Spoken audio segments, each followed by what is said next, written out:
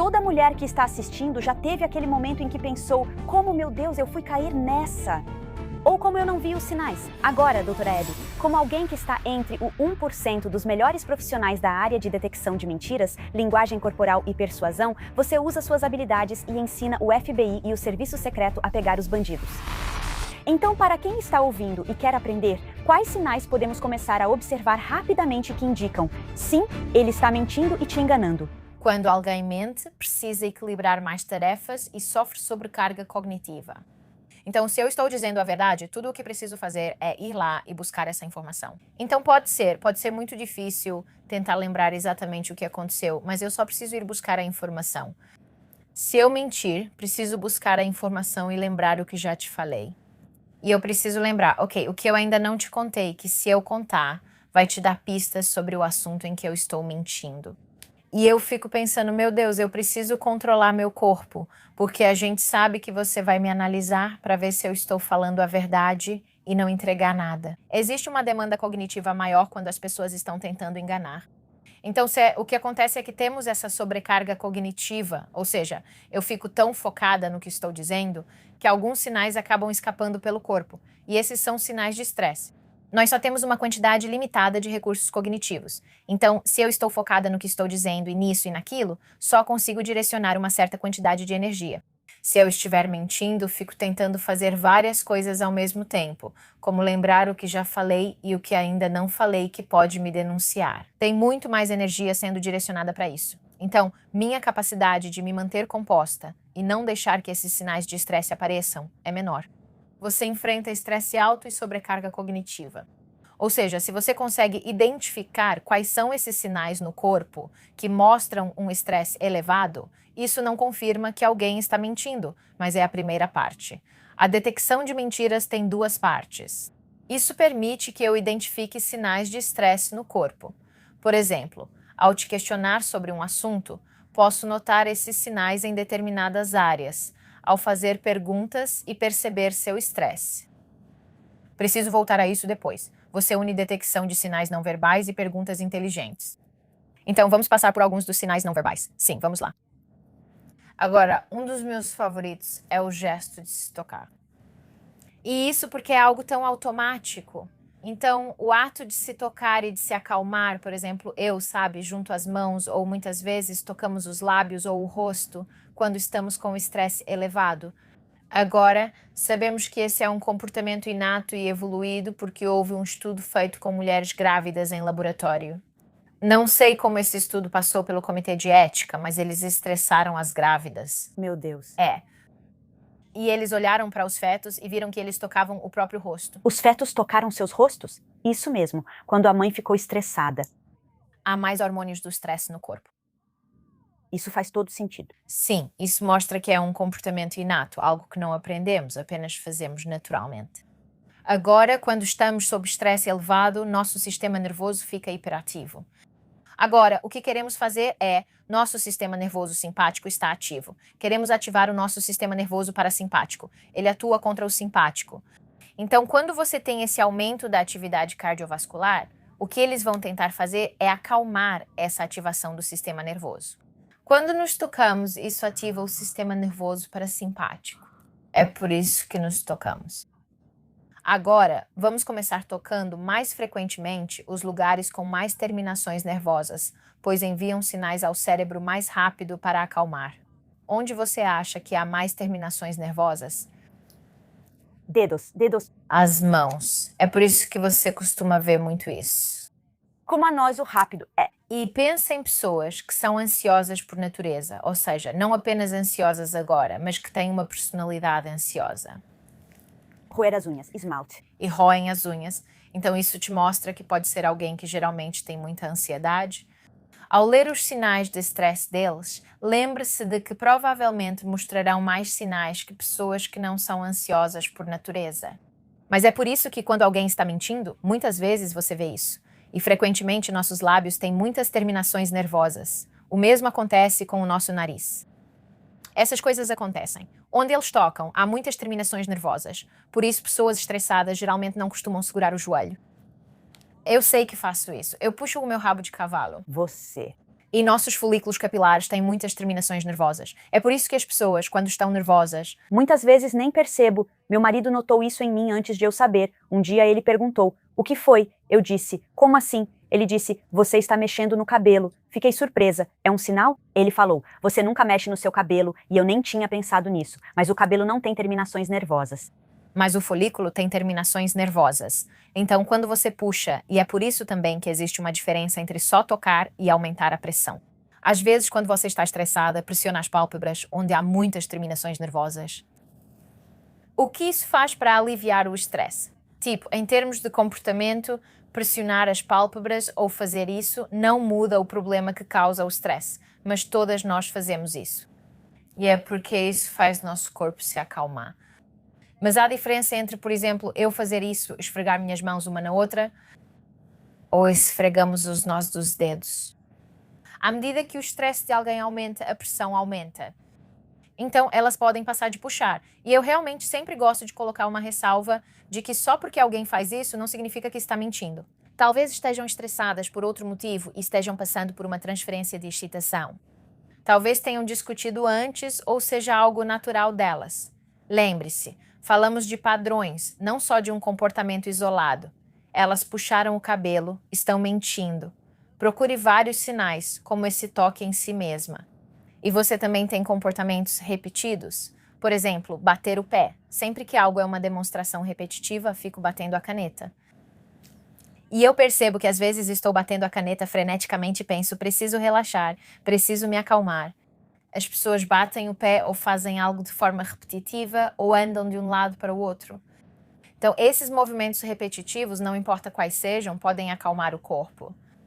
Então, também acontece que quando alguém está estressado, muitas vezes aperta os lábios, morde os lábios ou os puxa para dentro. E digamos que eu saiba de alguma informação, porque o nosso cérebro conhece a informação verdadeira. É comum as pessoas colocarem a mão perto da boca ou manterem os lábios bem pressionados, puxando-os para dentro. E outra coisa é, digamos que você esteja me questionando e eu saiba que estou mentindo. Mentalmente, o corpo ou o cérebro está dizendo, saia dessa interação, certo? Eu não quero estar aqui.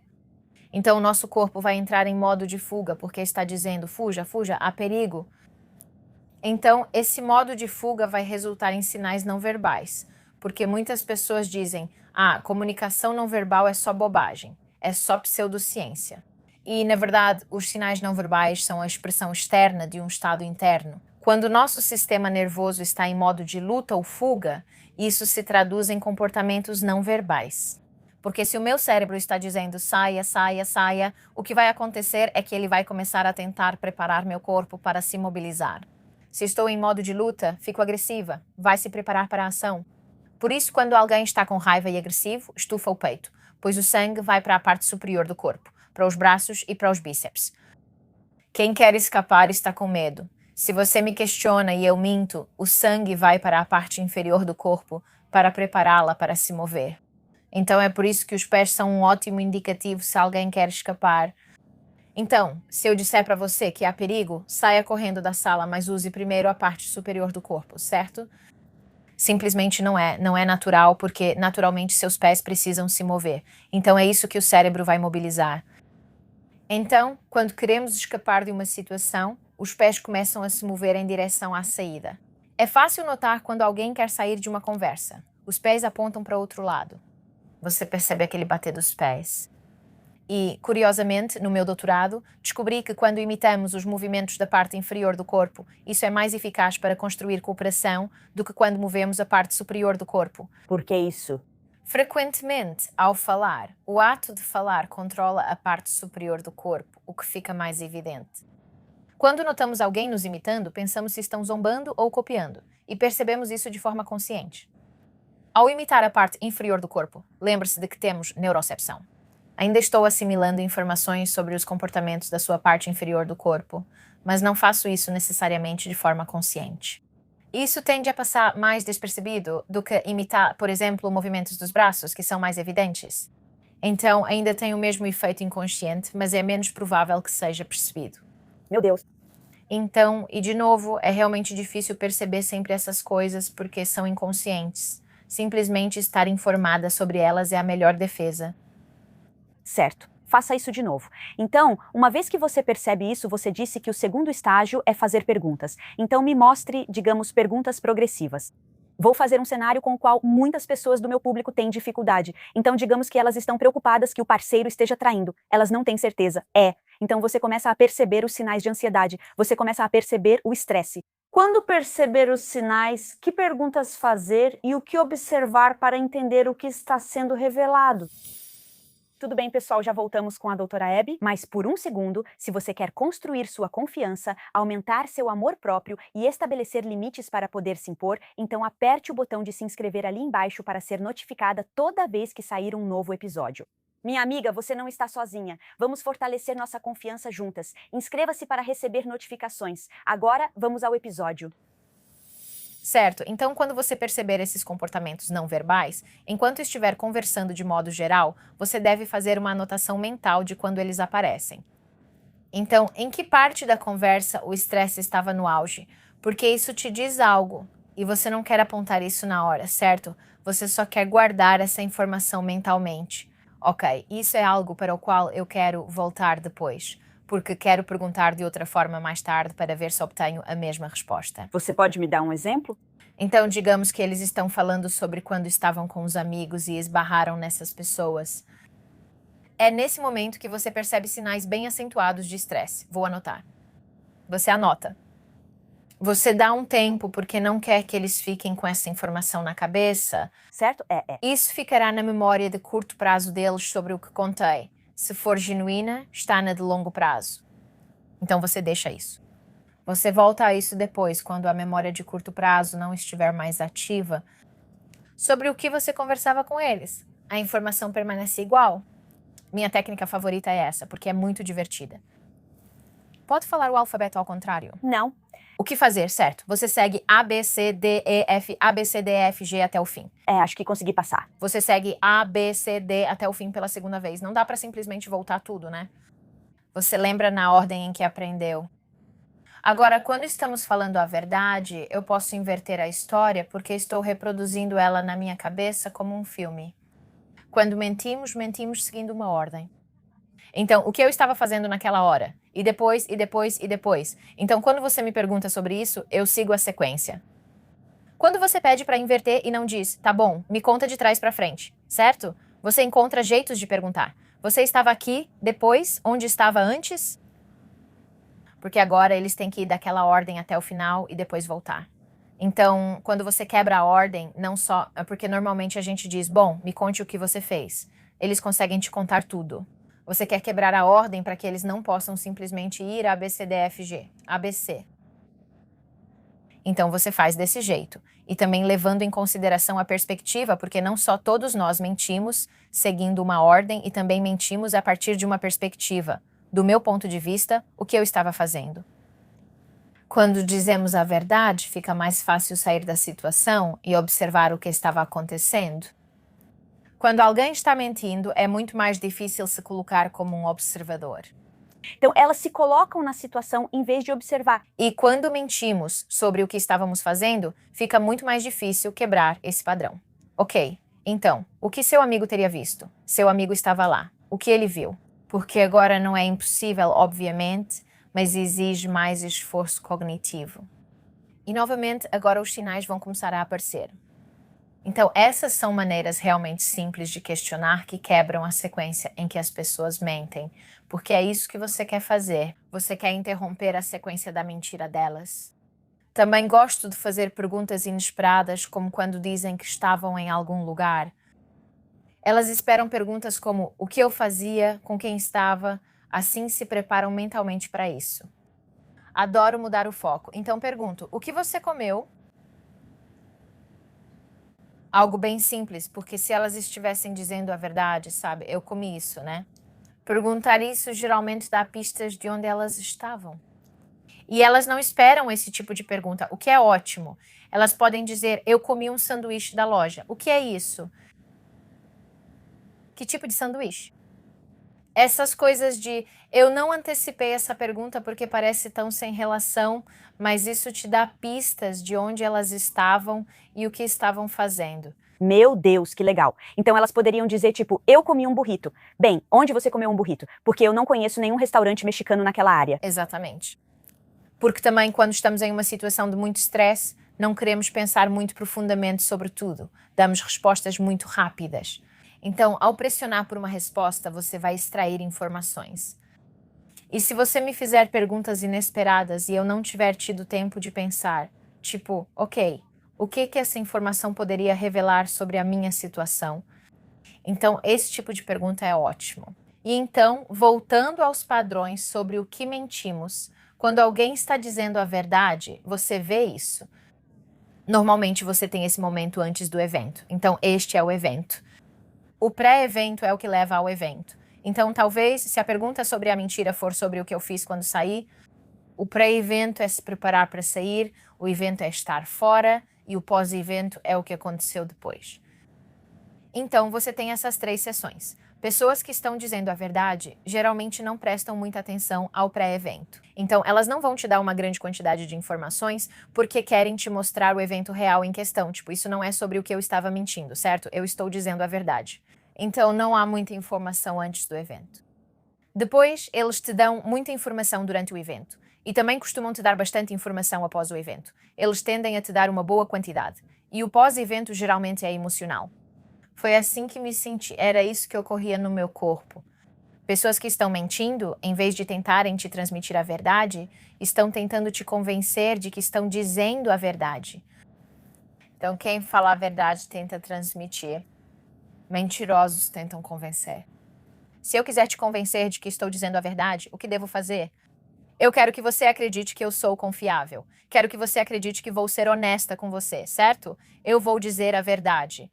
Então, antes do evento, eu vou te dar muitas informações porque estou tentando te mostrar. Olha quantos detalhes eu estou te dando. Olha como eu sou honesta. Durante o evento, não quero contar muito, então vou te dar menos informação. Depois, geralmente não há muita informação emocional. Então, esses padrões de quando eles te dão informações podem, na verdade, te dizer bastante coisa. E também o tipo de informação na fase intermediária do evento são detalhes centrais e principais. Então, se eu te dou muitos detalhes centrais, como coisas... Um detalhe central é algo que, quando eu te dou essa informação, pode mudar o resultado do evento principal. Por exemplo, digamos que houve um problema, houve uma briga. Os detalhes centrais são, por exemplo, de que direção eles vieram até você. Então, se eu mudar essa direção, isso pode mudar esse efeito central. Então, esse é um detalhe central. Ou quantas pessoas havia. Isso é um detalhe central. Detalhes periféricos são detalhes circunstanciais que, na verdade, não afetam o incidente. Então, sabe, o que eu estava vestindo necessariamente, isso pode não ser um detalhe central, ou o que eu estava fazendo antes, ou quantas pessoas havia, digamos, no parquinho, se elas não estavam relacionadas à briga. Detalhes que não influenciam o evento central. Pessoas que estão mentindo fornecem muitos detalhes periféricos para parecer honestas. Veja quanta coisa estou te contando, estou sendo honesta. Estou te dando tantos detalhes. Mas elas querem te dar o mínimo possível de detalhes centrais, porque é mais coisa para lembrar, e se eu cometer um erro contando isso, aí sim estraguei tudo. Quem fala a verdade não te dá tantos detalhes periféricos, não precisa. Não está tentando te convencer, é honesto, vai te dar muitos detalhes centrais. Elas vão usar linguagem específica? Sim, frequentemente há uma linguagem de distanciamento em pessoas que mentem. Não é eu fiz isso ou nós fizemos isso, é isso aconteceu. Certo? Elas deixam de usar o pronome. Sim, tem a questão do pronome, de eu tentar me afastar disso. Estou tentando criar essa distância, então posso usar uma linguagem de distanciamento. Isso aconteceu, não eu fiz isso.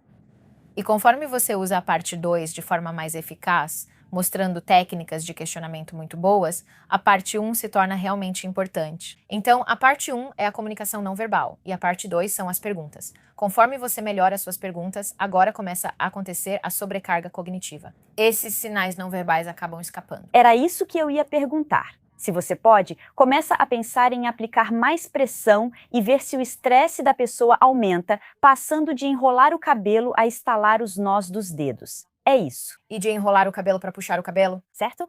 De tocar os nós dos dedos até realmente pressionar os nós dos dedos.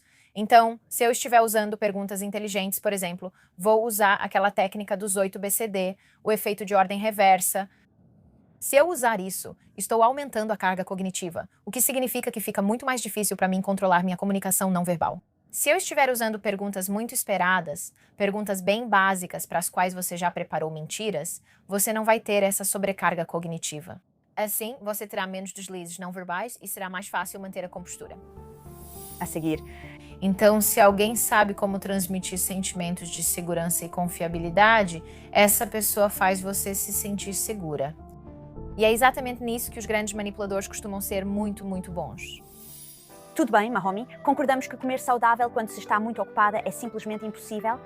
Você corre de uma reunião para outra, às vezes com as crianças, equilibrando várias tarefas. E quais são suas opções de lanche? Você encontra carne seca de posto cheia de ingredientes impronunciáveis. Você quer escolher melhor, mas a vida não ajuda. E é por isso que eu sou apaixonada pelos palitinhos de carne da Paleo Valley, feitos com carne de gado 100% alimentado a pasto, bem aqui. Eles são super saudáveis, cheios de proteína e são fermentados. Então, eles também fazem bem para o seu intestino.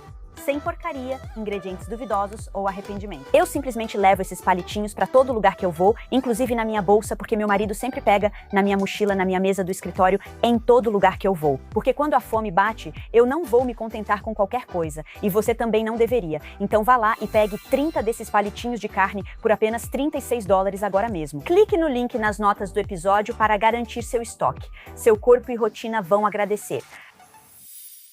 Isso foi insano. Agora todo mundo tem uma maneira bem sucinta de descobrir e ver se o parceiro ou alguém na sua vida está mentindo para você. Quero falar agora sobre outra habilidade sua, persuasão e influência, que você usa para pegar os bandidos. Vamos ser sinceras, bandidos também usam essas habilidades para manipular e enganar mulheres. Quais sinais e alertas devemos observar?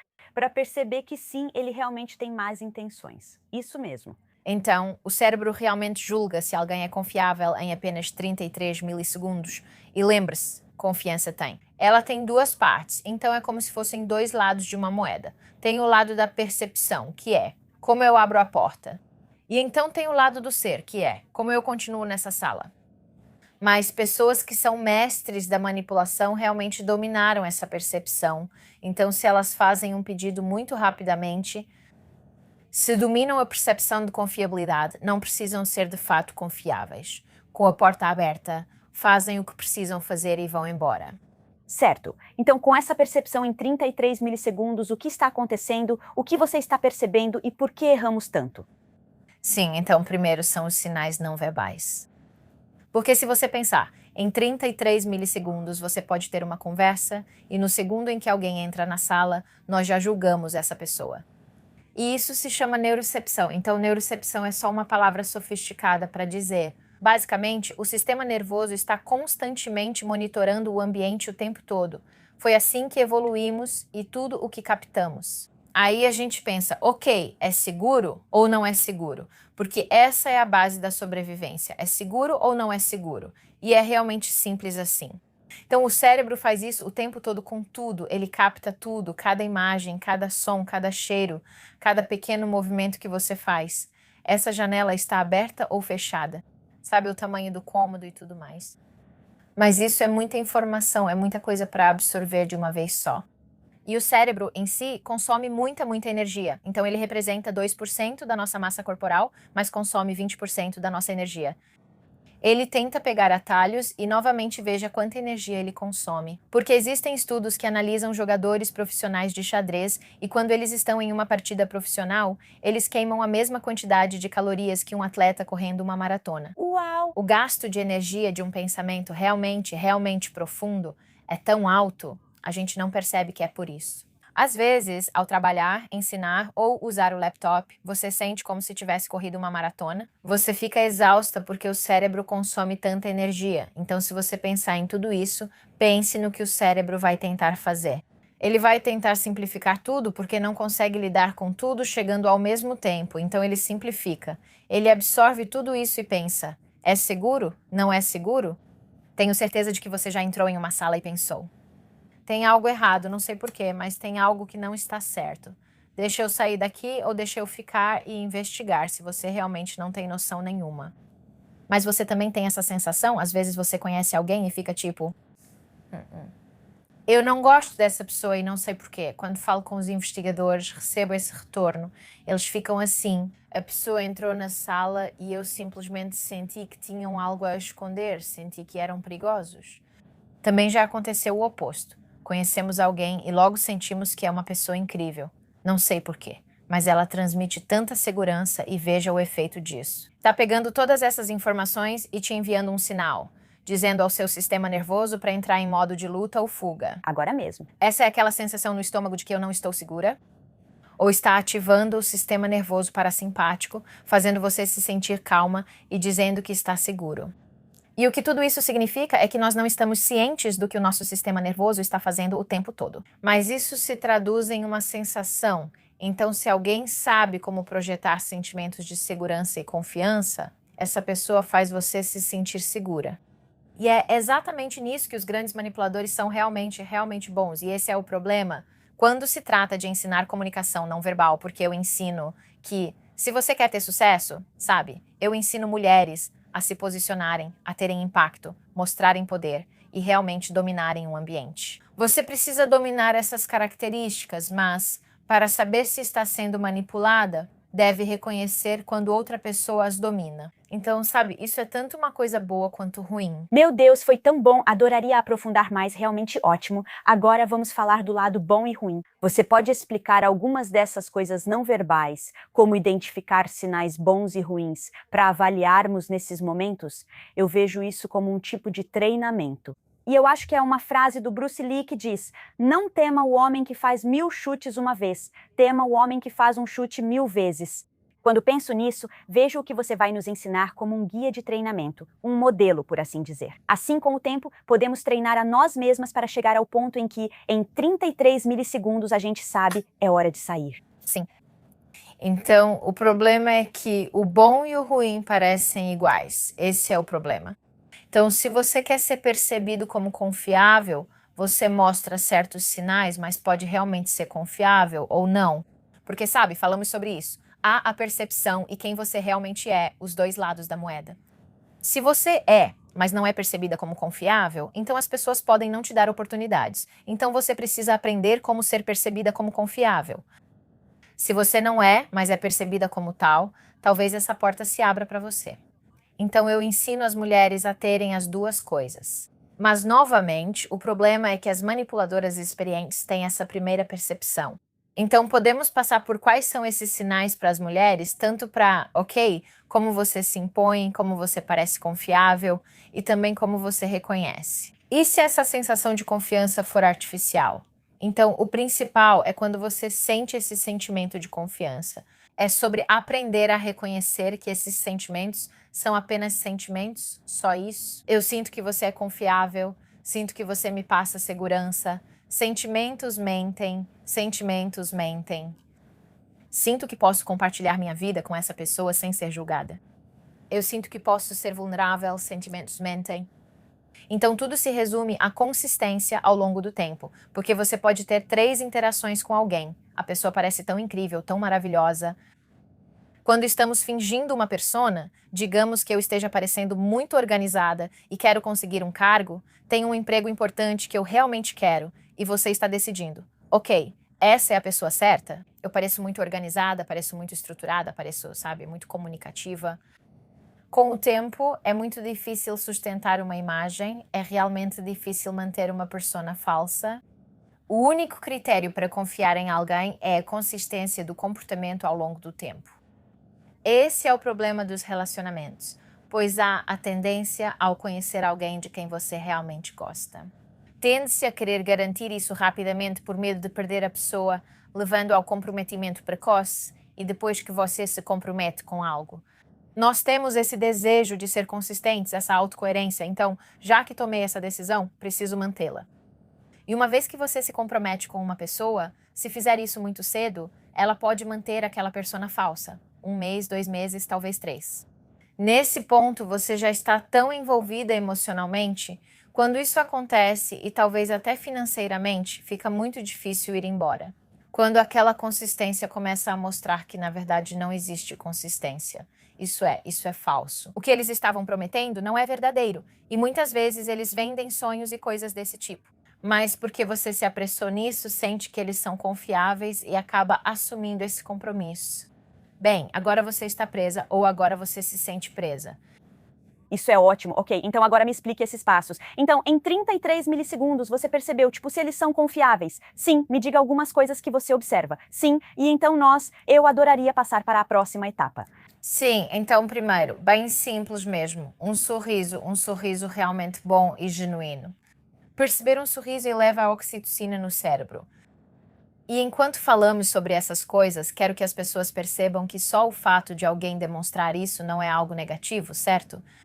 E quando falamos sobre como reconhecer a comunicação não verbal de alguém que demonstra confiabilidade percebida, é algo bom e ruim, e é por isso que você precisa ter esse filtro ao ouvir isso. Essas são as coisas que eu devo demonstrar. Se eu quero aquele emprego, se eu quero aquela oportunidade, eu devo demonstrar isso. Mas também perceba que quando você conhece alguém e essa pessoa está demonstrando isso, é só percepção. Então você tem que entrar em tudo considerando esses dois lados da moeda. Então, primeiro é um sorriso realmente genuíno, porque quando percebemos um sorriso, a ocitocina é liberada no cérebro, um sorriso genuíno, em que os olhos também participam, e o que a ocitocina faz é modular o instinto de fuga.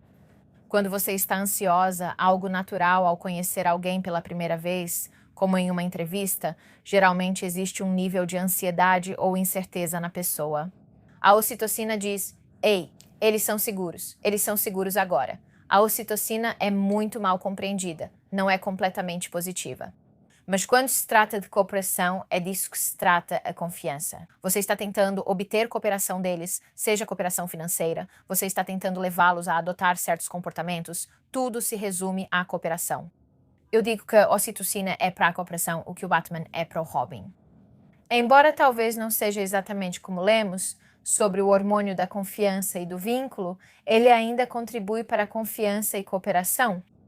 Então, aquele sorriso, e alguém nos cumprimenta com um sorriso realmente genuíno, e nós sentimos isso de imediato. Ou a pessoa é amigável ou é gentil. Talvez seja uma daquelas coisas que você percebe e pensa. Não sei porquê, mas eles parecem estranhos, como se sorrissem sem envolver os olhos. Sim, nós somos muito boas em perceber sinais não verbais genuínos. E reflita também por que temos essa habilidade. Sabemos que somos uma espécie social há muito tempo, há centenas de milhares de anos. Sabemos que somos uma espécie social, por evidências fósseis, desde antes. Evoluímos o osso na garganta que nos permitiu falar. Então, como você acha que decidíamos quem era seguro, quem não era seguro, de forma não verbal? E por que tão rapidamente? Porque se você não decidir muito rápido, morre. É uma ameaça. Então é por isso que as avaliações são tão rápidas. Porque, embora sejamos muito modernos e evoluídos agora, ainda estamos funcionando com as mesmas funções básicas do nosso cérebro. Então é por isso que esses julgamentos são tão rápidos. E por que não temos um talvez quando se trata de segurança? Ou talvez nós tenhamos, mas o cérebro não tem. Porque imagine que há um tigre dente de sabre, ou o que pode ser um tigre dente de sabre. Vamos arriscar? Nem pense nisso. Não, a gente nem pensa nisso. A gente toma uma decisão. E se for um talvez, é uma ameaça. Não existe meio termo. Então, se eles não mostram sinais de que são confiáveis, não são confiáveis. E é isso que o cérebro faz. Ou é confiável ou não é confiável. E se você é neutro, bem, você não é confiável. E outra coisa é ser geralmente emocionalmente expressiva. Não sei se você já falou com alguém que fala desse jeito. Não tem muita expressividade. E é um pouco desconfortável. Sim, zero movimento corporal, zero entonação na voz. Zero expressão, sim. E muitas vezes, as pessoas em negociações usam essa cara de pôquer e pensam: bem, eu tenho uma vantagem, porque você não pode ler minhas emoções. Isso, na verdade, é um desserviço para você. Se você está em uma negociação, a chave do sucesso é ser confiável. Como faço para que cooperem? Para alguém cooperar, é preciso te perceber como confiável. Se você quer uma cooperação verdadeira e evolutivamente, se alguém é expressivo emocionalmente, o que isso significa é que essa pessoa está mostrando as intenções dela, porque emoções são intenções. Por exemplo, pense no sorriso. Foram feitos estudos analisando o boliche, certo? E se você já jogou boliche, você sabe, quando você faz um strike, é o melhor que você consegue. Você pensaria, se o sorriso tem a ver com felicidade, vou sorrir ao fazer o strike. Mas não é o que acontece. Eles permanecem neutros. Eles se viram e só sorriem depois que estão de frente para as outras pessoas. É sobre comunicar a emoção. Então, esse sorriso é sobre comunicar felicidade, simpatia ou segurança. Então, quando as pessoas são emocionalmente expressivas, elas estão comunicando a intenção delas para você. Então, quando vemos alguém que não é emocionalmente expressivo, o que o cérebro faz é: eu não sei qual é a intenção dessa pessoa. Sim, não entendo o que essa pessoa quer comunicar. Sem saber sua intenção, você se torna uma ameaça. Até mesmo investigadores, quando eu ensino investigadores durante os interrogatórios, eles ainda são muito calorosos. Eles ainda são muito calorosos e expressivos de forma positiva, e isso ajuda a construir confiança.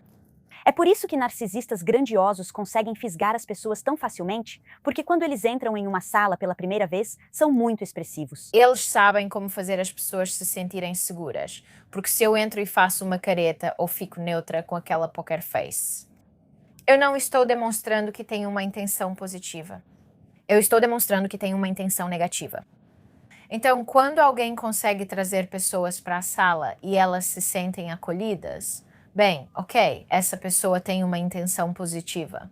Então, agora, quando passamos pela conversa com eles ou percebemos as ações, sabemos que percebemos as coisas através de um filtro. E se fizermos esse julgamento inicial de confiável ou não confiável, o que sabemos pelas pesquisas é que fazemos esse julgamento de forma inconsciente e depois gostamos de ser consistentes. Então, agora eu busco informações para confirmar por que meu julgamento está correto. Então vamos supor que alguém entrou em uma sala, você está talvez saindo com essa pessoa, você não tem certeza. Você pensa, nossa, estou um pouco desconfiada dela. Aí ela entra, apresenta esses sinais e você pensa, acho que parece confiável. E então essa pessoa faz algo que parece fora do esperado. Sim. Bem, depende de quanta percepção elas têm. Por exemplo, a imitação é algo muito forte. Na verdade, eu fiz meu doutorado focado em imitação não verbal.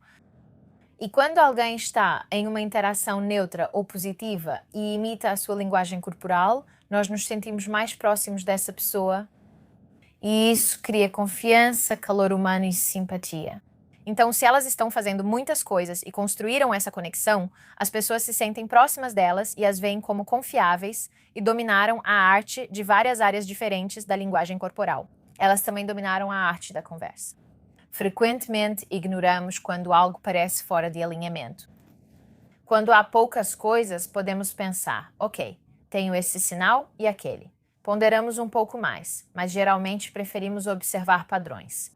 E se temos uma coisa que foge do padrão, desde que não seja algo muito grande, talvez se a pessoa disser algo e você pensa, se já formamos aquela percepção de confiável ou não confiável, meio que justificamos, tipo, provavelmente ela quis dizer de outro jeito. Pense quando alguém te manda uma mensagem. E mensagens de texto são muito difíceis de entender a verdadeira intenção por trás delas, porque lemos tudo de acordo com o nosso humor. Se estiver de mau humor, pode interpretar comentários neutros negativamente. Mesmo que a intenção fosse positiva, você pode interpretar negativamente. E se já fizemos aquele julgamento de confiável ou não confiável, interpretamos com base nesse julgamento inicial. Foram feitos estudos analisando professores e suas turmas. Eles recebiam informações como: este aluno tem certo nível de intelecto e aquele outro nível. Bem neutro, né? No final, aqueles alunos que eram percebidos como de alto intelecto se saíram melhor? Porque a forma como interagimos com as pessoas, baseada na nossa primeira percepção delas, muda. Uau, ok. Então, nesses momentos, você tem os primeiros sinais, o sorriso, tudo isso. Você pensa, eu sinto que essa pessoa é confiável. Você então procura maneiras de confirmar essa avaliação. Sim, e isso é tão importante porque, de novo, parece tão simples. E a gente pensa, bom, obviamente todo mundo já ouviu aquele ditado confiar, mas verificar. Mas não é tão simples assim, porque do jeito que o cérebro funciona, os centros emocionais acabam dominando o cérebro. Então, quando estamos tomando uma decisão e estamos emocionadas, o que acontece é que esses centros ativam o córtex pré-frontal, que é onde ocorre o pensamento crítico. A atividade dele diminui. Então, as emoções assumem o controle Então, tomamos nossas decisões baseadas, novamente, em como nos sentimos. E é por isso que eu insisto que os sentimentos mentem, porque pensamos, eu me sinto assim, então confio nos meus sentimentos. Confio no meu instinto, mas o seu pode ser manipulado. E isso é algo que sabemos, não, eu confio no meu instinto. Eu tenho um grande entendimento de mim mesma e das outras pessoas. Eu sou ótima para julgar o caráter dos outros. Os sentimentos mentem. Digamos que estão te pedindo para fazer algo. Antes de tomar uma decisão, pare, lembre-se, os sentimentos mentem. Portanto, é importante recuar antes de decidir, principalmente se houver consequências. Simplesmente contar 1, 2, 3 permite que seu sistema nervoso descanse por um segundo.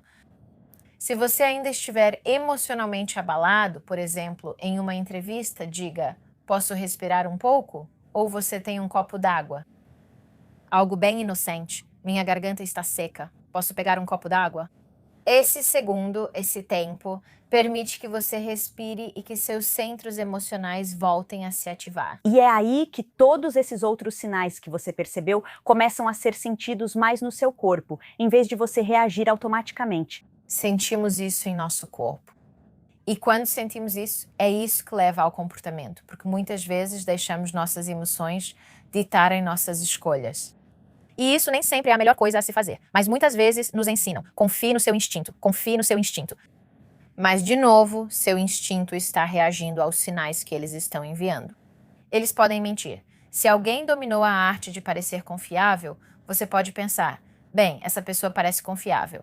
E você esquece desse segundo aspecto, o fato de realmente ser confiável, algo que não foi demonstrado nem poderia ter sido.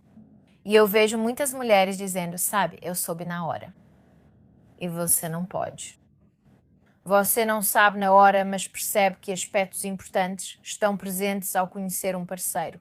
E é geralmente aqui que você vê os maiores danos acontecendo ao escolher o parceiro errado, porque a sua escolha de parceiro é estatisticamente uma das decisões mais importantes.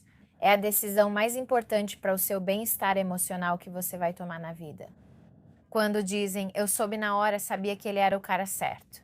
Não, você não sabia. Você sabia que havia aspectos muito importantes, como atração, como química. Você sabia que tinha isso, mas não sabia que ele era o cara certo. Então agora imagine que alguém realmente te enganou. Eles fizeram tudo o que manipuladores experientes fazem. Eles conseguem conquistar a sua confiança. Então você diz que é o próximo estágio. Talvez consigam fazer isso por 2 meses. Em 2 a 3 meses, algumas pessoas se saem melhor que outras, dependendo do contato que você tem com elas. Se você não tem muito contato, é mais fácil para eles manterem isso por mais tempo, enviando só sinais ocasionais. E quando você interage, aí eu posso assumir essa persona por alguns dias. Mas se você interage com muita frequência, esse tempo vai ser mais curto. E você realmente precisa se envolver no mundo deles, porque é fácil passar uma imagem em um determinado contexto. E isso também é importante. Então, nós temos emoções e comportamentos muito dependentes do contexto. Você pode ser de um jeito em casa e, ao ir para o trabalho, ser completamente diferente. E você pode manter isso por anos e anos e anos, porque não é falso. É apenas você naquele ambiente. Então, em contextos específicos, achamos muito mais fácil ser consistente com a imagem que estamos apresentando. Elas têm consistência ao longo do tempo e elas têm consistência em diferentes contextos. Então, observe essas pessoas em diferentes áreas da vida delas. Como elas interagem com a família, como elas interagem com os colegas, como elas são em casa. Se são muito organizadas e dizem: sim, sou limpa, organizada, arrumada. A mesa delas está impecável. E você pensa: bom, mas como é a casa delas? E como elas agem ao entrar na casa de outras pessoas? Talvez você veja a casa delas só quando já sabem da sua visita, então tem tempo para arrumar. Mas como elas são quando entram na casa de outra pessoa? Elas jogam as coisas no chão? Como elas são? Usam descansos de copo, essas coisas. Então, qual é a consistência ao longo do tempo e qual é a consistência em diferentes contextos? Isso é tão bom, isso é tão útil. Você sabe quem é Paul Rose, o detetive? Então, ele foi o detetive que capturou o assassino do Golden State. Okay. E ele fala que por muitos anos ele analisou todos esses casos e parecia apenas uma pessoa desorganizada. Eles receberam uma dica sobre um possível suspeito. Ele para em frente à casa e pensa: não pode ser esse cara, pois o gramado está impecável. Ele acredita que o suspeito é desorganizado e não manteria a casa assim. Resumindo muito a história, eles acabam entrando na casa porque ele definitivamente se torna um suspeito, e a casa dele é uma bagunça por dentro. Então, pensar sobre a compartimentalização do exterior é só mostrar o que ele quer que você veja, mas o interior revela quem ele realmente é. Faz todo sentido. Eles dominaram a arte da percepção. Porque se eu quero ser percebida de uma certa forma, eu uso isso como minha barreira, meu escudo. Mas aí quando você aprofunda, começa a perceber que é uma persona falsa. É uma cortina de fumaça. As pessoas podem ser mestres na cortina de fumaça. E você pode conhecê-las por anos e anos e anos e anos. Mas mantenha essa cautela. Eu não posso tomar minha decisão a menos que eu tenha verificado a consistência do caráter em diferentes contextos. Porque é a consistência do caráter. E se eu fizer um pouco o papel de advogada do diabo? Frequentemente, ao voltar para casa, você retoma comportamentos infantis. Isso não significa que esteja escondendo algo.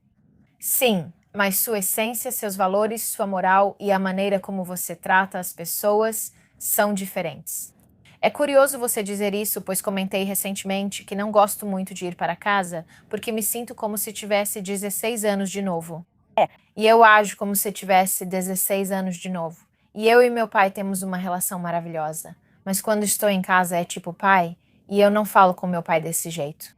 Sabe, ele nunca me irrita. E aí é tipo, sabe, vou guardar minha xícara quando terminar de usar. Eu sei que sou adulta. E é como se eu voltasse para esse tipo de relação porque temos efeitos dependentes do contexto e memórias dependentes do contexto. Então, quando fazemos coisas em certos lugares, meio que pensamos, é assim que eu sou nesse contexto. Algumas memórias ficam ligadas a certos contextos. Ok, então vamos supor que nesse cenário estamos fazendo exatamente o que você está dizendo, tipo, estamos seguindo o seu conselho como um guia, estamos fazendo passo a passo. Pensamos que era necessário algo dependente do contexto e garantir ambientes diferentes para manter a consistência. Assim, quero ir à casa dos seus pais e você vai com seu parceiro. Você começa a notar a regressão dele. Como você sabe a diferença, então, entre ser apenas algo dependente do contexto ou ser uma máscara que a pessoa está tentando esconder? Essa é uma ótima pergunta. Então você precisa separar o comportamento do caráter. Isso é difícil, porque muitas pesquisas mostram que, ao percebermos o comportamento dos outros, pensamos, é assim que eles são. Quando é sobre nós, damos o benefício da dúvida e pensamos, na verdade foi o ambiente. Nós atribuímos muito mais o nosso comportamento ao ambiente do que ao caráter. Não agimos assim com os outros. Raramente pensamos, talvez o ambiente tenha influenciado. Ao notar como agem em certas situações, dê o benefício da dúvida, pois talvez tenham tido um dia ruim. Até uma dor de estômago pode influenciar como você interage com os outros. Talvez você tenha dormido mal ou estava com dor de cabeça. E quando você não está sendo você mesma e diz que está um pouco mais tensa ou um pouco mais rude do que normalmente é, você pensa, foi só por causa disso. Com relação aos outros, a gente pensa, nossa, que grosseria, essa pessoa é rude. Os comportamentos costumam depender do contexto. Mas se for algo como elas serem cruéis, isso é diferente porque isso é caráter. Agora, claro, você vai dar o benefício da dúvida para elas. Em vez de pensar, nossa, que rude, perguntar se está tudo bem. Nós tínhamos um funcionário na nossa empresa e ele era tão organizado. Ele estava sempre atento a tudo. Acho que nunca ouvi errar antes disso. E ele estava reservando um voo para Los Angeles e acabou reservando para o dia errado. E era um voo não reembolsável, e eles são caros de Orlando para Los Angeles. E eu me lembro que quando o nosso CEO disse que esse voo foi reservado por engano, minha primeira reação foi, eu me pergunto pelo que ele está passando. Porque isso não é típico dele. Você pode pensar, que preguiçoso, ele claramente não pensou bem. Sabe, ele não está prestando atenção. Isso, na verdade, não é típico dele.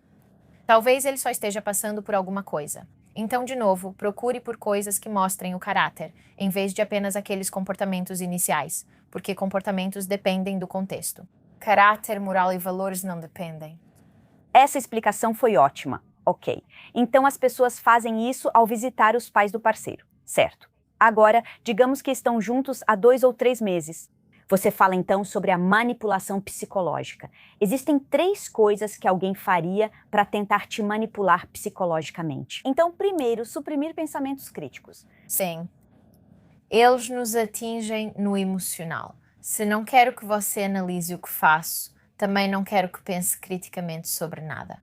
Então, uma coisa que os vendedores costumam fazer é usar a escassez. Eles usam táticas do tipo: você precisa decidir muito rápido. Então, se eu consigo mexer com o seu emocional e depois te fazer tomar uma decisão muito rapidamente, a gente falou sobre aquela respiração.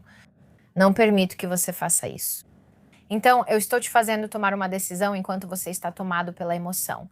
É isso que ocorre quando mulheres inteligentes, empreendedoras e financeiramente independentes acabam sendo enganadas e transferem sua riqueza para um homem que as ilude? Não importa o quão incrível em influenciar, em se organizar e em refletir antes de tomar decisões, todo mundo é vulnerável porque todo mundo é humano. Mas muitas vezes podem ser aqueles momentos de por que eu fiz isso? De novo, como dissemos, quando agimos por emoção, a gente se pergunta por que eu fiz isso? E eu sou alguém que ensina isso, eu ensino regulação emocional. Isso não significa que eu nunca tive aquele momento em que fiquei tão envolvida nas minhas emoções que tomei uma decisão realmente estúpida. Claro que não. Você sabe, nós temos hackers, especialistas, IM, engenharia social, que ensinam como não cair em golpes de phishing, smishing e vishing. Smishing? Smishing é phishing via SMS. Então, quando é uma mensagem de texto, isso é um golpe. Você pode receber aquela mensagem dizendo que tem um pacote para ser retirado ou que um pacote não pode ser entregue. Isso é um golpe de smishing. E então, o vishing é um golpe por ligação telefônica. Talvez o RH peça sua senha para algo. Isso é vishing. Até os maiores especialistas nessas áreas já foram vítimas desses golpes, pois todos somos humanos e vulneráveis. Então, mais uma vez, lembre-se de que você é vulnerável. Uma das principais coisas que eu percebo é que as pessoas reconhecem que todos têm seus vieses, que elas caem no viés de confirmação. Todo mundo tem viés, mas eu não tenho viés. Isso é chamado de viés em benefício próprio. É um viés que todos nós temos. Tendemos a pensar que todo mundo é mais sujeito a vieses do que nós. E sabe, eu jamais cairia nessas coisas, mas na verdade, ao acreditar nisso, você provavelmente está ainda mais propensa a cair nessas coisas. Você está certíssima. Quando alguém diz, eu nunca faria isso, geralmente são essas pessoas que acabam caindo nessas situações. Muito feio, porque elas são tão dogmáticas achando que nunca cairiam nisso que acabam nem percebendo quando acontece. Porque quando você tem aquele momento de pensar, eu posso realmente estar errada ou posso realmente estar vulnerável, o que isso faz é te fazer refletir. Já disse isso várias vezes, mas enfatizo. Lembre-se de que você pode estar errada. E se você tem tanta certeza, não, eu nunca, não, sou tão especialista que isso jamais aconteceria comigo. Na verdade, você fica mais vulnerável. E também existem pesquisas que mostram que pessoas com um nível tão alto de especialização muitas vezes deixam passar o óbvio porque confiam demais em sua própria experiência e esquecem de se lembrar. Você é humana. Novamente. Sabe, eu ensino regulação emocional, mas às vezes eu também me deixo levar pelas minhas emoções. E depois você pensa, poxa, eu ensino outras pessoas a não fazerem isso, mas eu fiz. E a gente precisa desses lembretes. Eu trabalho para uma empresa onde nós fazemos phishing com as pessoas. Obviamente, somos contratados para isso. Não estamos apenas enviando aleatoriamente. Na verdade, é assim mesmo. Você quer pegar as pessoas no flagra? Sim, invadimos prédios. Somos contratados para isso, fingindo ser outra pessoa. Nós entramos, acessamos a segurança ou aplicamos phishing nos funcionários, conseguimos senhas e crachás, números de seguro social, mas somos contratados pelos CEOs para fazer isso. Mostramos onde estão suas vulnerabilidades para que possam se proteger dos verdadeiros vilões. Eu trabalho para uma empresa que faz isso e recentemente fizemos um teste de phishing. Agora, tudo o que eu disse sobre não agir por impulso quando estiver emocionalmente abalada também vale se você estiver em um estado de grande agitação. Então, eu estava na academia e tinha acabado de terminar uma corrida. Meu sistema nervoso estava completamente agitado e eu estava com meu celular e recebi um e-mail. Era algo assim, não lembro exatamente, mas o e-mail dizia, clique aqui. E eu cliquei e parecia muito autêntico. Então eu cliquei e aí apareceu uma mensagem. Você acabou de cair em um golpe de phishing. Você não precisa de requalificação? E eu fiquei tipo, eu fiz tudo o que eu ensino as pessoas a não fazerem. E quando tivemos nossa reunião de equipe, estávamos. Achei engraçado porque contei, vocês querem saber o que eu fazia quando li aquele e-mail? Eu tinha acabado de correr. Eles perguntaram, por que você fez isso? É isso que você ensina a não fazer essas coisas. E eu fiquei tipo, eu não sei. Eu realmente não sei por quê. Porque é por isso que eu tento não ser como muitas pessoas que dizem, eu vou responder meus e-mails enquanto estou na academia, ou vou fazer isso enquanto estou na academia, porque assim sou mais produtiva. Mas o que você esquece é que seus estados emocionais podem mudar. Você precisa estar em um contexto que permita que você pense criticamente se for tomar essas decisões. Eu ensino isso, mas também já fiz. Todo mundo cai nisso. Meu Deus. O motivo pelo qual eu amo tanto isso é, primeiro, muito obrigada por compartilhar isso. Em primeiro lugar, eu não percebia que quando você falava em estado emocional, realmente significa estar fora do seu normal, do seu equilíbrio. Quando você mencionou correr, eu nunca pensei nisso como um estado emocional. Obrigada por explicar. Sim, também devemos lembrar que emoções vêm do nosso sistema nervoso. Certo? Então, se você tem atividade no sistema nervoso, isso pode afetar suas decisões. E também existe algo chamado transferência de excitação. Então, digamos que você acabou de passar por um estado emocional elevado e depois entra em um novo contexto. Talvez você tenha acabado de discutir com seu parceiro e agora esteja indo para uma reunião de negócios. O que fazemos então é uma transferência de excitação, ou seja, as emoções que vieram disso, eu acabo acreditando, sem querer, que vieram de outra coisa. Um estudo muito interessante que mostrou isso foi o chamado experimento da Ponte Bamba. E eles fizeram com que as pessoas atravessassem, fizeram com que homens atravessassem ou uma ponte muito segura e estável, ou uma ponte muito longa, bamba e meio perigosa. No final da ponte, uma mulher com prancheta fazia perguntas a eles e no fim estava escrito: se quiser continuar a conversa com essa mulher, aqui está o número dela. Os homens que atravessaram a ponte bamba tinham mais chances de ligar para a mulher depois. Os homens que atravessaram a ponte segura tinham menos chances, porque eles interpretaram mal a excitação da ponte, a ansiedade e o medo como atração emocional. Meu Deus, isso é tão legal. Nem sempre interpretamos corretamente nossas emoções. Só sabemos como nos fazem sentir e muitas vezes elas se sobrepõem. A gente pensa, é assim que me sinto, deve ser por isso. E eu ensino isso para agentes. Quando você está entrevistando um suspeito, uma coisa muito importante é que o suspeito precisa confiar em você. Eles precisam confiar em você. Eles precisam acreditar que você realmente quer o melhor para eles. O que parece, bom, claro, eles não vão acreditar. Você é o agente que está entrevistando ou interrogando eles. Mas esse é o jeito mais eficaz de obter uma confissão genuína. Se estão entrando nesse ambiente, numa sala de interrogatório, talvez tenham visto fotos da cena do crime, ou sejam vítimas que acabaram de sair de uma situação muito perigosa ou estão com muito medo. Eles vão ter esses sentimentos iniciais. E o que eles podem fazer é projetar isso, tipo, eu não me sinto seguro por causa do investigador. E isso é muito comum, eu não confio neles. E na verdade seu corpo está nesse estado emocional elevado. Então eu ensino para eles que o que precisamos fazer é dar ao sistema nervoso das pessoas uma chance de se acalmar. Por isso, nunca começamos com as perguntas importantes. Primeiro, criamos vínculo e perguntamos: deseja um copo d'água? Quer comer algo? Está bem? Precisa ir ao banheiro? Como está se sentindo? Vamos conversar. Você começa assim. Você dá ao sistema nervoso deles uma chance de se recompor antes de começar esse tipo de questionamento. Assim, você evita ser vítima da transferência de excitação. Isso também me faz pensar que quando você vai a um encontro, é importante garantir que você não vá com ansiedade, adrenalina ou algo assim. Você quer entrar de forma equilibrada. Sim. Antes de qualquer reunião importante, entrevista ou situação que você vai enfrentar, é muito importante se colocar no estado emocional certo. Agora, claro, você pode pensar: eu estou bem, estou bem, estou bem. Você senta e sente um nó na garganta. Sentir o coração batendo forte pode ser difícil de controlar. Por isso, concentre-se na respiração. Mas o que você vê com frequência é: eu estou tão nervosa, eu estou tão nervosa, eu estou tão nervosa. Meu Deus, eu estou tão nervosa. Você está dizendo para si mesma que está nervosa. Então agora você está entrando nessa situação já nervosa.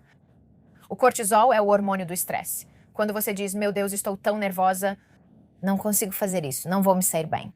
O cortisol afeta o pensamento crítico.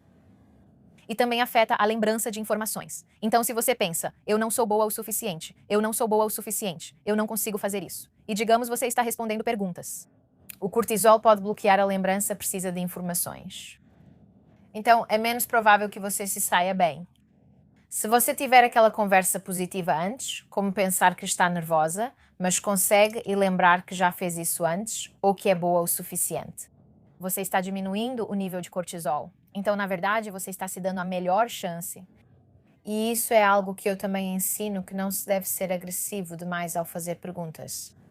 Você vê muito isso. Muita gente pensa, certo, se eu vou namorar essa pessoa, essas são as coisas que eu preciso descobrir sobre ela. Então eu vou chegar e vou perguntar essas coisas para ela.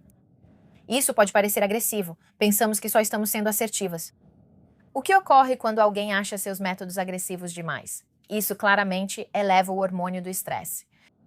Agora, para explicar isso de forma simples, porque esse não é um jeito eficaz de conhecer alguém, seja em um interrogatório ou em um primeiro encontro, nosso cérebro é basicamente formado por sinais elétricos. Então, imagine assim. Quando você faz um pedido de informação, eu tenho um neurônio que passa um sinal por uma sinapse para outro neurônio. Você me pergunta e preciso buscar na memória, lá no fundo do cérebro. Esse neurônio precisa passar adiante. Pode pegar isso para mim? Para o próximo, para o próximo. Enquanto buscam essa informação, preciso recarregar para enviar de volta e recuperar a memória.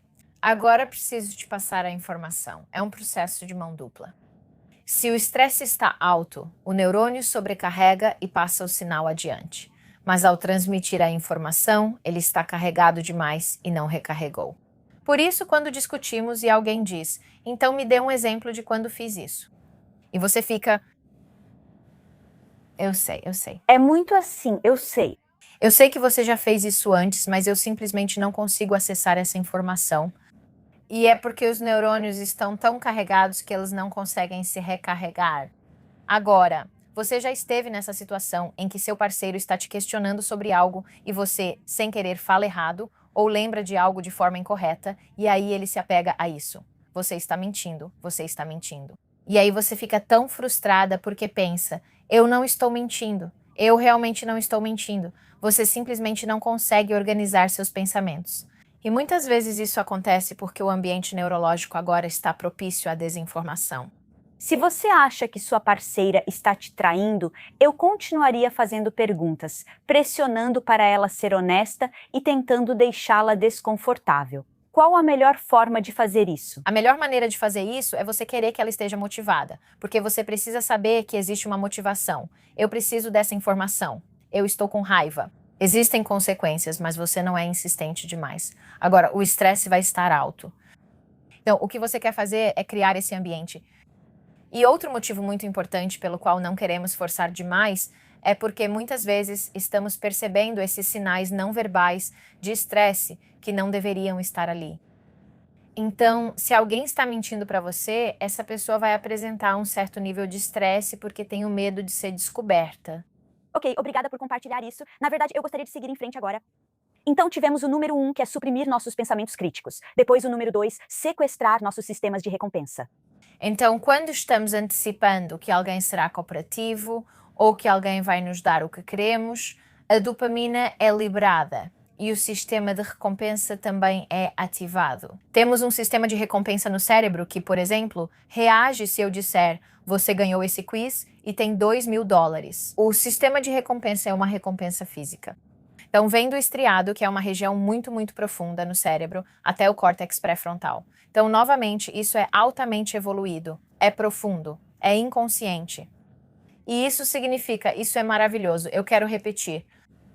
E então, a dopamina, na verdade, está relacionada ao prazer percebido ou ao prazer antecipado. A gente pensa que é sobre sentir prazer ou estar no momento de recebê-lo. Na verdade, é sobre a antecipação disso. Por isso, quando alguém te promete o mundo, isso parece tão bom, porque a dopamina é liberada. Quando a gente acha que vai sentir prazer no final, quando acha que vai receber aquela recompensa. Então, as pessoas manipulam isso prometendo, sabe? Só precisamos passar por esse período e aí esse vai ser o resultado. A dopamina age quando antecipamos conseguir algo ou recebemos atenção positiva de forma intermitente, como amor e carinho de vez em quando, o que faz você se sentir muito bem. E eu quero que isso continue, mas eu me afasto. Então, como você não recebe isso o tempo todo, você fica antecipando o que vai acontecer, a dopamina e a serotonina aumentam aquela sensação positiva da busca. Então, a intermitência é basicamente a armadilha em si, porque se você tivesse isso o tempo todo, você também não teria o medo de perder. Se você não recebesse após um tempo, pensaria que é besteira. Sim, quero dizer, muitas vezes temos medo de perder, mesmo quando estamos recebendo o tempo todo. Muitas pessoas têm questões de abandono ou sentem medo natural de perder algo quando se importam. Mas é quando isso fica realmente intenso, de eu desejar muito, eu preciso disso. É aí que está a chave, tipo, todos nós naturalmente temos esse medo. É só o medo de fracassar, medo de abandono. É algo realmente natural, mas não é algo avassalador. E quando nos pegamos fazendo coisas que normalmente não faríamos, mas por causa disso, porque, sabe, eles realmente não quiseram dizer isso, ou, sabe, eles só estão passando por um momento difícil. Pode ser isso que acontece. Antecipamos que tudo vai melhorar e acabamos presos nesse ciclo de dopamina. Então, esses dois primeiros definitivamente parecem traços muito narcisistas que as pessoas teriam. Sim, certo. Agora vamos para o terceiro. Eles usam a vergonha a seu favor. Sim. Vergonha é algo muito, muito pessoal, porque vergonha e culpa se sobrepõem, mas são diferentes. Então, culpa diz respeito apenas ao comportamento. Isso não afeta meu senso de identidade. Por exemplo, terminei com a pessoa e me sinto culpada por ferir seus sentimentos. Mas eu sei que foi o melhor para mim. E eu sei que agi de uma forma que, embora seja triste, eu fiz a coisa certa. Posso sentir culpa, mas não sinto vergonha. Então você traiu uma pessoa. Você pode sentir vergonha porque isso afeta a sua autoimagem. Então, a vergonha é sentida quando fazemos coisas que contradizem as normas do grupo, do qual realmente queremos fazer parte, ou contradizem quem percebemos ser ou quem queremos ser. Então, se eu me vejo como uma pessoa muito moral e compreensiva e faço essa coisa, agora penso, essa não sou eu. Agora eu sinto vergonha. Ou, digamos que você seja uma pessoa religiosa e faça algo que vai contra os seus ensinamentos religiosos. Agora você pode sentir vergonha, porque esse não é o código moral que você segue. Então, elas vão utilizar esse sentimento de vergonha, essa sensação profunda de que eu sou um fracasso. Então, se elas te fazem sentir vergonha, isso faz você sentir que não apenas fez algo ruim, mas que você é ruim. Então, pessoas que sentem uma vergonha profunda, sentem que são defeituosas, não que fizeram algo imperfeito, não que fizeram algo errado. Eu sou defeituosa. E quando sentimos que somos defeituosas, que não temos valor, e algo muito comum é pensar, ninguém conseguiria me amar. As pessoas sentem vergonha profunda e acham que ninguém conseguiria amá-las. E o que acontece com a autoestima? Fica realmente, realmente baixa? E pense em como você se sente em relação a si mesma como esse parâmetro para julgar os relacionamentos. Se eu me sinto assim em relação a mim mesma e me trato desse jeito, quando alguém me trata um pouco melhor, essa pessoa é maravilhosa. Uau, porque essa pessoa está me dando um amor que é muito mais do que eu dou a mim mesma. Por isso é essencial trabalhar em si mesma. Se você está bem e alguém te oferece isso, nem se aproxima. Quando sua autoestima é muito baixa, você julga os outros por padrões bem menores. Por isso falamos em elevar o padrão. É preciso trabalhar seu relacionamento consigo mesma. Então, se alguém pode dizer que o seu padrão está aqui em cima e quer chegar até você, essa pessoa vai tentar fazer isso. Então, essa pessoa vai tentar baixar o seu E o que você vê em relacionamentos abusivos é, por exemplo, se você é alguém que não dá muita importância para a sua aparência, você não é super confiante. E a gente sabe que a nossa aparência é uma parte muito, muito importante de como nos sentimos em relação a nós mesmas. É simplesmente assim. Nosso corpo em geral, nosso tipo físico, o quanto nos achamos em forma, o quão saudável é a nossa aparência geral, tudo isso influencia totalmente na nossa autoestima. Então, se eu quiser magoar uma pessoa e realmente atingi-la, eu vou começar a minar isso. E geralmente é algo muito, muito pequeno. É tipo, sabe, eles te dão um elogio, mas é um elogio com indireta. Tipo, esse é um look corajoso. Tão corajosa da sua parte postar isso porque você tem? Obrigada. E aí eles podem voltar com eu estava sendo gentil, estou te fazendo um elogio. E agora eles fazem parecer que, peraí, agora você é o problema. Então eles fazem essas coisas, vão minando, minando, minando pouco a pouco. E aí você começa a não saber mais quem você é. Agora posso plantar uma narrativa falsa. É engraçado que essa técnica dos abusadores é igual ao que vi nas minhas pesquisas sobre terrorismo. Se eu quiser radicalizar alguém, eu vou minar o senso de identidade dessa pessoa e vou inserir uma nova identidade nela. Vou fazer ela se sentir forte com essa identidade, mas a melhor forma de radicalizar alguém é minar seu senso de identidade. Agora ela está sem esperança. Quem sou eu? Para que eu vivo? É para isso que você vive. Líderes de seitas também agem assim, com certeza. Líderes de seitas, radicalização e parceiros abusivos. É uma ferramenta muito, muito eficaz para fazer alguém esquecer ou perder quem é e então impor uma nova identidade a essa pessoa. E segundo, se alguém está sendo verbalmente, fisicamente ou emocionalmente abusivo com você e você não tem um senso de identidade forte e não tem autoestima elevada, você pensa, eu não posso escapar disso. E sabemos que há também desamparo aprendido. Então, quando você esteve em uma situação em que sente que não pode escapar repetidas vezes, mesmo quando pode escapar, você não escapa porque sente que não conseguiria. O estudo original analisou cachorros que eram espancados sempre que saíam da gaiola. Olá. Eles estavam presos numa gaiola, era um cachorro. Cachorro, então eles são como cachorros. A gente estava falando antes sobre não entender certas coisas. Como eu não entendi isso? Bem, eles tinham cachorros que estavam presos em gaiolas e toda vez que o cachorro saía da gaiola, ele era espancado de novo e de novo e de novo e de novo. Então eles tentavam escapar da situação e não conseguiam.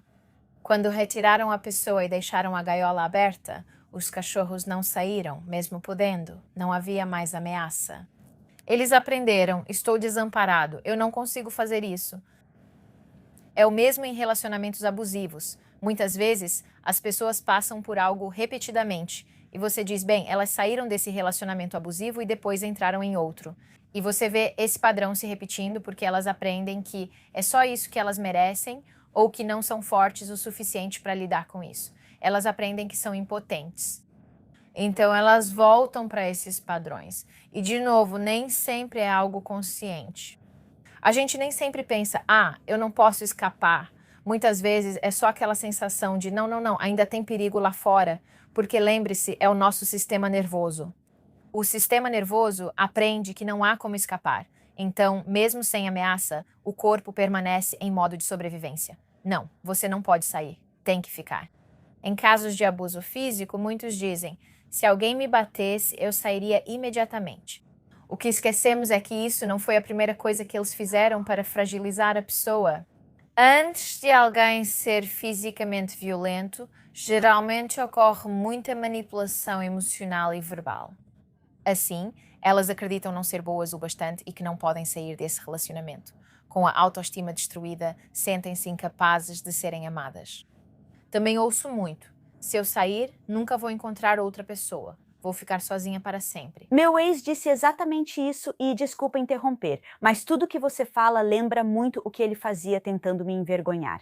Eram comentários sutis. Ele fazia observações sobre meu corpo, beliscava minha coxa e dizia: "Estamos engordando?"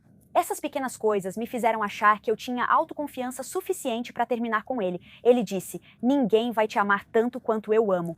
Sim, há muitos anos eu estava em um relacionamento que a gente chama de tóxico.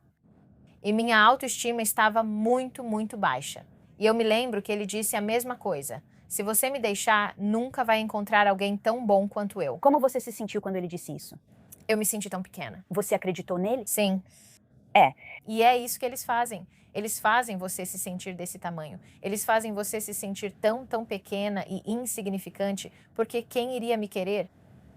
Quando você se sente grande, poderosa e forte, e eles dizem isso. Eu não quero ninguém como você, porque, de novo, o padrão deles está lá embaixo. Quando você está lá em cima, não quero isso. Isso não é suficiente para mim, mas quando você está aqui, eu quero e preciso disso. Nunca vou achar isso de novo. Quando recebem esse lembrete de que não encontrarão algo assim novamente, é viés de confirmação. Então, se eu me sinto pequena e sinto que vou ficar sozinha para sempre, eles estão confirmando suas crenças. Você está certa. Você tem razão. Vou ficar sozinha para sempre, então vou ficar, porque é melhor do que nada. Ok, obrigada por explicar isso. Esses 3 pontos e a forma como você explicou faz com que tudo pareça tão concreto para nos ajudar a entender como acabamos ficando presas. Isso passa a impressão de que entendemos como a porta foi aberta e como elas ficaram no quarto, mas parece que você não sabe como tirá-las dali. Tem um momento em que elas apertam mais ainda? Você está sentindo, tipo, aquele ponto em que você simplesmente não consegue sair. Como é esse instante em que tudo aperta de vez? Nunca há um momento em que não se pode sair, mas parece que existe. A gente sente que não pode agir de certas maneiras porque é difícil, ou por causa disso ou daquilo, quando na verdade poderíamos mudar nossa vida. Fisicamente, podemos fazer qualquer coisa, respeitando nossos limites biológicos. Você pensa, não posso sair porque minhas finanças estão atreladas, ou por isso, ou porque temos filhos. Você ainda pode, sim. Pode ser que o futuro seja muito mais difícil e que você tenha que passar por esse processo, mas você pode. Você tem que lembrar que sempre tem autonomia, mesmo quando parece que não tem, ou quando há muitos obstáculos para o que você precisa. E geralmente, quanto mais obstáculos existem, a gente pensa, olha tudo isso, eu não consigo. Você consegue. E às vezes o maior problema é que você não sabe que está sendo abusada porque isso é familiar para você. O que eu descobri foi que os relacionamentos que presenciei quando era muito jovem eram muito violentos. Eu vi meu pai entrar em um relacionamento abusivo. Vi minha mãe em vários relacionamentos abusivos. Minha mãe era muito abusiva emocional e verbalmente. E meu pai era muito bravo. Meu pai nunca foi abusivo. Um ser humano maravilhoso, simplesmente a pessoa mais incrível. Mas ele era muito bravo. Eu estava cercada de emoções negativas e ela em relacionamentos ruins. Então, o que eu via era que amor e violência eram sinônimos. E essas coisas são familiares. Então, quando eu entrei em um relacionamento mais tarde, lembre-se de que o cérebro se sente confortável com o que é familiar. A familiaridade traz segurança, pois posso prever o que ocorre aqui. É assim que as coisas devem acontecer. E quando você encontra alguém que te lembra de algo que você já passou, se você ainda não experimentou uma sensação de segurança, então você pensa, ok, é isso que é amor. Entrei em um relacionamento porque achei que isso era amor. Só percebi o quanto minha criação foi traumática anos depois, ao conversar com outras pessoas. E eu não percebia o quanto minha mãe era abusiva até falar sobre isso depois. E eu só falava de coisas muito simples, tipo, ela costumava fazer uma coisa em que ela me insultava, insultava, insultava e insultava e depois saía do cômodo. Eu contava 1, 2, 3, ela voltava e repetia tudo.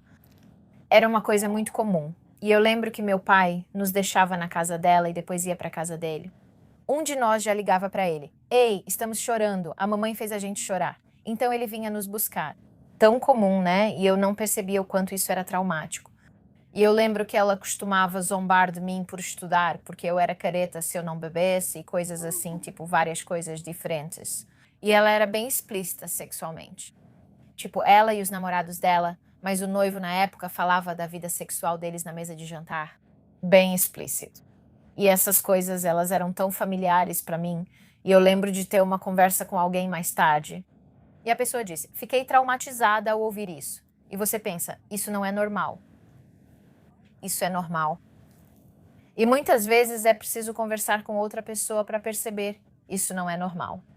E de novo, porque parece familiar. Então pensamos, está tudo bem, porque é o que estamos acostumadas. Então, a melhor proteção é ter amigas de confiança, porque é alguém com quem você pode conversar, contar a situação para elas. Converse com as pessoas, pois elas podem notar algo e dizer, isso não está certo. E você pode pensar, não está? Como você sabe o que comentar se acha normal? Talvez nem saiba que deveria falar sobre isso. É por isso que é importante ter bons amigos. Só de conversar sobre algo, eles já dizem, peraí. E se você tem isso, ou se é isso, não é? Então, obviamente, traga essas coisas à tona. Mas muitas vezes eles percebem as coisas. Como eu disse, eu só estava falando sobre minha infância. Acho que tudo começou quando mencionaram os jantares em família. E eu disse que nunca tive isso de verdade. Nós nunca tivemos isso. Tipo, vocês não sentavam para jantar em família? E eu falei, não. E eu falei, na verdade, sabe, quando eu morava com a minha mãe, ela realmente não gostava que eu comesse muito. E foi tipo, o quê? E eu falei, sabe, ela queria que a gente estivesse sempre com a melhor aparência. E eles disseram, isso não é normal. Lembro de uma vez que meu pai nunca esqueceu. Ele nunca esqueceu disso. Eu estava na casa da minha mãe com o noivo dela. Perguntei se podia comer algo e ele disse, mas você acabou de comer uma couve-flor. Lembro que contei isso ao meu pai e ele ficou furioso. Porque você pensou, comi couve-flor, bem, Eu já comi uma. eu já fiz essas coisas. E foi ao comentar isso com outra pessoa que ela disse, durante a conversa, que isso não estava certo. Essa pressão de um dos seus pais para parecer perfeita não está certa. Esse foi um momento difícil para mim. Às vezes passamos por isso. Ter pessoas próximas para conversar é fundamental. E essa é uma das táticas de um manipulador. Eles vão tentar colocar você contra seus amigos. Eles não querem o melhor para você, porque, novamente, seus amigos podem te lembrar de quem você é. Se eu quiser te destruir e quiser te submeter a certas coisas, se eu quiser quebrar sua autoestima, seu senso de identidade, vou atacar seus relacionamentos pessoais, mas vou fazer você sentir que é do seu interesse se afastar dessas pessoas. Doutora Garota Feliz, isso foi incrível. Sério, foi sensacional. Você fez um trabalho maravilhoso juntando tudo. Quero dizer, e você ainda tem muito mais conteúdo. Você disse que acabou de lançar um curso sobre namoro que você teve que construir do zero, tipo o TED. Onde as pessoas podem encontrar o curso? Conta pra gente sobre o curso. Sim, então essa vai ser a primeira vez que eu realmente conto publicamente sobre o que é o curso. Mas eu e uma mulher incrível chamada Nádia nos unimos pela primeira vez. E nós escrevemos um curso chamado Amor, Namoro e Linguagem Corporal. E é sobre como encontrar o parceiro certo e ser o parceiro certo. Ainda não foi lançado, mas será em breve. Isso é algo pelo qual nós duas somos realmente apaixonadas. É feito para empoderar tanto homens quanto mulheres, para qualquer pessoa que esteja procurando o amor. E isso não é sobre namoro de curto prazo. Se você quer um encontro de curto prazo, esse não é o curso para você. Isso é sobre namoro saudável e de longo prazo. Você quer encontrar o amor. E tudo pode ser encontrado no meu site, que é abimorono.com. Eu posto muitas coisas no meu Instagram, que é Dr. Abby Official, e no meu LinkedIn, que é Dr. Abby Morono. Incrível. Gente, meu Deus, quando ela apareceu no meu radar, eu surtei demais. E hoje a gente só arranhou a superfície das coisas sobre as quais ela pode falar. Ela pode literalmente te explicar. Quero dizer, ela ensina agentes do FBI e do Departamento de Segurança Interna esse tipo de coisa. É assim que você realmente identifica as pessoas mal intencionadas. Apesar de querermos confiar em todos, a realidade é que não é possível. Por isso, vamos aprender essas lições. Vamos colocar essas lições em prática para nunca mais cairmos em armadilhas. Gente, se vocês ainda não me seguem, apertem o botão de inscrever-se aí embaixo. E até a próxima. Sejam os heróis da própria vida. Por favor.